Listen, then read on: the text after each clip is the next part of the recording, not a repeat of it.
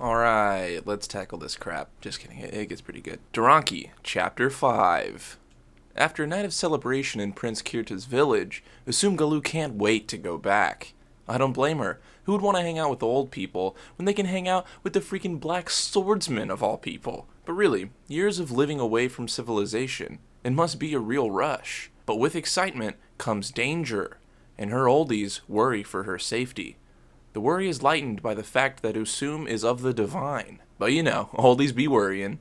After their bout with wolves, they decide to tackle/murder bigger and badder beasts. But in actuality, the bear came out of nowhere. Use your flute, Pan! Roar! Huh, never fear.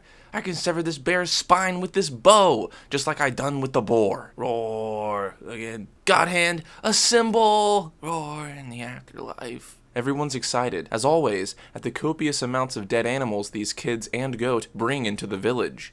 But Kirta notices. Usumu wa doko? Usum? Fuawa? Blub blub. Usum finds herself in a workshoppery of sorts, and Kirta finds her there too. They observe this fine craftsmanship. It's like someone plucked people and creatures of legend right out of their head. That's some pretty clean imagery. I like that a lot. The maker of these fine items is humbled by such a statement. I would be too. But he's a little curious as to why Usum would be so impressed. I mean, wasn't Usum the one to make those future shoot thingies? Oh, God.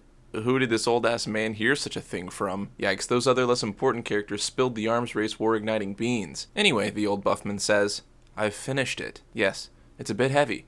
Kinda more like a large hunk of iron, I'd say. But good for practice. That's a big knife. Too big, even. Too thick, too heavy, and too rough, too. It's a sword. You use it in war. A tool for killing. Thought you'd know all about that kind of thing. A sword? War? But then Kirta's retainer shows up. Says it's time to head out. Then Kirta pretends like that was his idea. Clop clop. Wheel sound. They're horsing around, and Kirta throws his polearm with great gusto. Not this time. It's called a chariot. A tool of war. War. He continues to old mansplain. You ever even seen a horse before? No. Grandpa just has a donkey. Lucky Asumagalu, having yet to experience the best part of Berserk. Well, these horses are better than whatever a Dom King is. They support us. They fight with us. Horses. War. Well, this is pointless. Far too big to be called a horse. Can't use them on these narrow paths. It is tradition. Let us continue. Swingy, swingy, poke, poke time. So yeah, this handler guy teaches Kirta while they fight. Maybe a little too roughly, mind you. Get back up, Kirta-kun. You have to. And thus, the hero rises. The oldies watching from a distance note his maturity. He no longer cries like a little bitch. Precisely. They basically say they look forward to him becoming king. Then they razz each other about being old and disabled. True friends indeed. To the bitter end. Which is probably somewhere between chapter 5 and 6. Dad doesn't know when to let up. What a bitch. Not this time. This guy is so unimportant to Miura that his comment isn't even placed into a speech bubble. Right! My leg got caught on a rock. Bro, you're hitting too hard. War. Kirta laments the timing of this drill.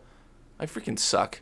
No, you stood fast to the end, Kirta. I think you were incredible. Usum wants him to clean up and treat himself, but Kirta doesn't want his mom to worry about him, so he decides to leave his armor on.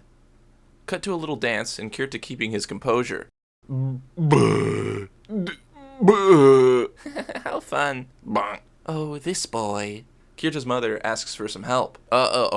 She wasn't supposed to see his bruises. Here's some medicine, ma'am. I shouldn't disparage his efforts to shoulder everyone's hopes and dreams, as royalty myself.